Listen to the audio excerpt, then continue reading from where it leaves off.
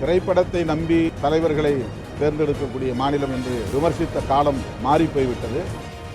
எம்ஜிஆர் காலத்தில் இருந்ததை போன்ற சூழல் தமிழ்நாட்டில் இப்போது கிடையாது. சாதி விட்டு சாதி, எந்த சாதியிட திருமணம் நடந்தாலும் படுகொலை செய்கிறார்கள். பெயாரிலே அவருடைய தாயாரும் இடம்பெற்றிருக்கிற நிலையில் அவரை கைது செய்வதிலே என்ன தயக்கம் என்று நான் முன்னாடி அரசுக்கும் கேள்வி எழுப்ப கடமைப்பட்டிருக்கிறேன்.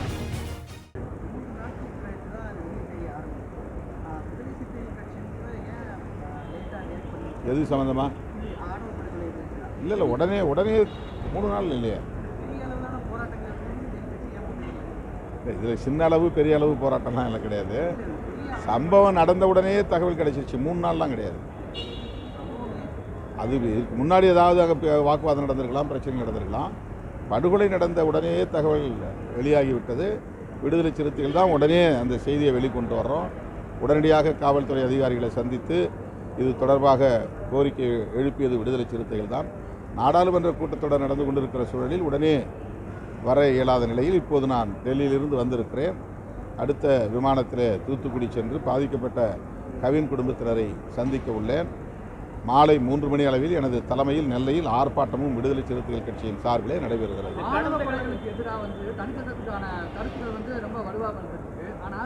ஆணவ கொலை சாதி மறுப்புங்கிறது சமூக ரீதியாக உளவியல் ரீதியாக மாறணும்.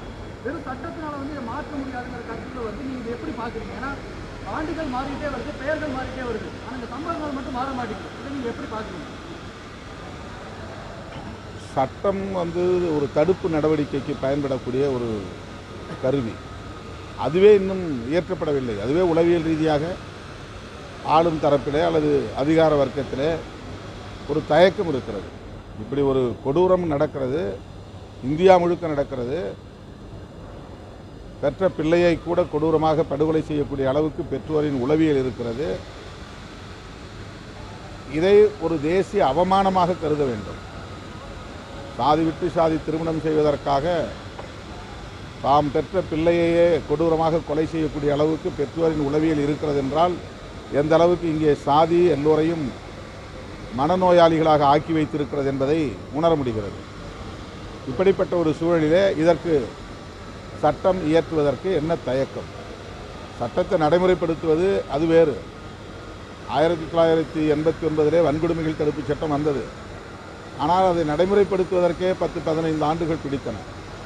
அது பற்றி திரும்ப திரும்ப வலியுறுத்தி போராட்டங்களை நடத்தி தான் இப்போது அந்த சட்டம் நடைமுறைக்கு வந்திருக்கிறது. அதுபோல ஆணவ கொலைகள் தடுப்பு சட்டம் என்பது வெறும் தலித்துகள் பிரச்சனை அல்ல. சாதி விட்டு சாதி, எந்த சாதியிட திருமணம் நடந்தாலும் படுகொலை செய்கிறார்கள். எஸ்சி பிசி என்கிற அடிப்படையில் நிகழக்கூடியது அல்ல இது. ஓபிசி சமூகத்தினரிடையே கூட சாதி விட்டு சாதி திருமணம் செய்தால் படுகொலைகள் நடக்கின்றன. எனவே இது ஒரு சமூக பிரச்சனை, தேசிய அளவிலான பிரச்சனை. எனவே தேசிய அளவில் சட்டம் இயற்றப்பட வேண்டும் என்பதுதான் நம்முடைய கோரிக்கை. சட்டம் வந்த பிறகு இந்த சட்டத்தை நடைமுறைப்படுத்துங்கள் என்று நாம் வலியுறுத்த முடியும். அப்போது ஓரளவுக்கு இந்த குற்றங்களை தடுக்க முடியும் என்கிற நம்பிக்கை தான் சட்டம் வேண்டும் என்கிற கோரிக்கை. தமிழகத்தில் சட்டம் ஒழுங்கு எப்படி இருக்கு? கடந்த காலங்களில் தென் மாவட்டங்களில் தொடர்ந்து நடைபெறும் பொழுது அப்பாவும் கூட சொல்லியிருந்தாரு, தென் மாவட்டங்களில் வன்முறையே கிடையாது, அமைதி சூழ்நிலை இருக்குன்னு சொல்லிட்டு அவருடைய கருத்து தொடர்ச்சியா இன்னும் நடந்துட்டு தான் இருக்கு. நீங்க சொன்ன மாதிரி ஒரு பக்கம் காவல்துறை, 2 பேரும் காவல்துறை, அவங்க தந்தையும் அவருடைய தாயாரும் இந்த நடைமுறை, அதாவது சட்டத்தை காக்க வேண்டியவர்களே அவங்களுக்கு உதவியாக இருந்து இந்த சம்பவத்துக்கு செலுத்துறாங்க. காவல்துறை நடவடிக்கை எடுக்கல. இன்னைக்கு தான் கைது பண்ணியிருக்காங்க, நேற்று இரவு தான் கைது பண்ணியிருக்காங்க. பணியிடை நீக்கம் உள்ளிட்ட அடுத்தடுத்த நகர்வுகள் அமைதியாக தான் போயிட்டு இருக்கு, பெரிய அளவில் இல்லை. இது காவல்துறையை சார்ந்தவர்களாக இருந்தாலும் சரி, அல்லது எந்த நிலையிலே இருந்தாலும் பெற்றோருடைய உளவியல் என்னவாக இருக்கிறது என்றால் சாதி கௌரவம் தான் தன்னுடைய குடும்ப கௌரவம் என்று நினைக்கக்கூடிய அளவுக்கான ஒரு பொது கருத்து இங்கே உருவாகி இருக்கிறது. இது காலங்காலமாக இருந்து வருகிற ஒன்றுதான், புதிய நடைமுறை அல்ல. அதனை ஒழிப்பதற்கு எல்லா ஜனநாயக சக்திகளும் ஒருங்கிணைய வேண்டும். முற்போக்கான சக்திகள், புரட்சிகர சக்திகள் எல்லோரும் ஒன்று சேரும்போதுதான் சமூக ரீதியான விழிப்புணர்வையும் உருவாக்க முடியும், இதுபோன்ற சட்டங்களையும் கொண்டு வர முடியும். இந்த பிரச்சனையை பொறுத்தவரையில் உடனடியாக அந்த குற்றவாளி சரணடைந்து விட்டான். இப்போது நாம் கொடுத்த அழுத்தத்திற்கு பிறகு அவருடைய தந்தை கைதாகியிருக்கிறார். எஃப்ஐஆரிலே அவருடைய தாயாரும் இடம்பெற்றிருக்கிற நிலையில் அவரை கைது செய்வதிலே என்ன தயக்கம் என்று நான் தமிழ்நாடு காவல்துறைக்கும் தமிழ்நாடு அரசுக்கும் கேள்வி எழுப்ப கடமைப்பட்டிருக்கிறேன்.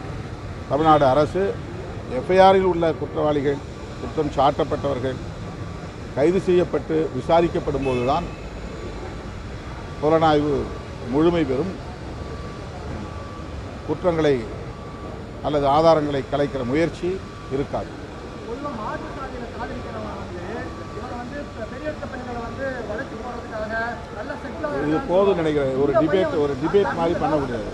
இந்த பையன் வந்து மாதம் 1 லட்சம் ரூபா சம்பளம் வாங்குறாரு, பெரிய நிறுவனத்தில் வேலை செய்கிறாரு. இனியும் இந்த சாதி ஒன்றுங்கிறது தான் இந்த குற்றமாக இருக்குங்கிறதா பல்வேறு சமூகத்தில் வந்து கேள்வி வருது. இல்லை நீங்கள் எப்படி பார்க்குறீங்க? அல்லது நாடக காதல் என்று பேசக்கூடியவர்கள் சொன்ன கருத்து இது. உனக்கு என்ன வேலை இருக்குது, உனக்கு என்ன பொருளாதாரம் இருக்குது, நீ எந்த அடிப்படையில் எங்கள் வீட்டு பெண்களை எல்லாம் காதலிக்கிற என்று ஏதோ ஒரு குறிப்பிட்ட சாதிக்கான பிரச்சனையாக காதலையும் காதல் திருமணங்களையும் சுருக்கி பரப்புரை செய்ததன் விளைவாக இது போன்ற விவாதங்கள் நடக்கின்றன. காதல் என்பது யாரும் சொல்லி வருவதல்ல, திட்டமிட்டு தூண்டி உருவாக்க முடியாது. ஆனால் அந்த அளவுக்கான பிற்போக்குத்தனமான பிரச்சாரம் இந்த மண்ணிலே வெளிப்படையாக மேற்கொள்ளப்பட்டது. அதனுடைய விளைச்சல் தான் இன்றைக்கு இந்த மாதிரியான படுகொலைகள் அதிகரிப்பதற்கு காரணமாக அமைந்திருப்பதாக நான் கருதுகிறேன், நம்புகிறேன். விஜய் வந்து 2026 தேர்தல் வந்து 67, 77 நாங்கள் தமிழ்நாடு அரசியல் மாற்றம் மாதிரி 2026 மாறும் சொல்லியிருக்காரு. இதை நீங்கள் எப்படி பார்க்குறீங்க? என்ன மாதிரி மாற்றத்தை அவர் எதிர்பார்க்குறாரு? அது அவருடைய விருப்பமாக இருக்கலாம். ஆனால் கிரவுண்ட் ரியாலிட்டி என்பது அப்படி இல்லை. எம்ஜிஆர் காலத்தில் இருந்ததை போன்ற சூழல் தமிழ்நாட்டில் இப்போது கிடையாது. அடுத்தடுத்து எத்தனையோ திரைக்கலைஞர்கள் அரசியலுக்கு வந்தார்கள்,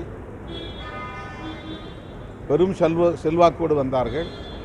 ஆனால் மக்கள் அவ்வளவு இலகுவாக அவர்களை ஏற்றுக்கொள்ளவில்லை. தமிழ்நாடு திரைப்படத்தை நம்பி தலைவர்களை தேர்ந்தெடுக்கக்கூடிய மாநிலம் என்று விமர்சித்த காலம் மாறி போய்விட்டது. அரசியல் விழிப்புணர்வுள்ள ஒரு சமூகமாக தமிழ் சமூகம் வளர்ச்சியடைந்திருக்கிறது. யார் தேவையோ அவர்களை தேர்வு செய்வார்கள். 2026 தேர்தல் அதை நமக்கு உணர்த்தும். இதுபோன்ற செய்திகளை மேலும் தெரிந்து கொள்ள எங்களது யூடியூப், ஃபேஸ்புக் மற்றும் ட்விட்டர் ஆப்களை சப்ஸ்கிரைப் செய்யவும்.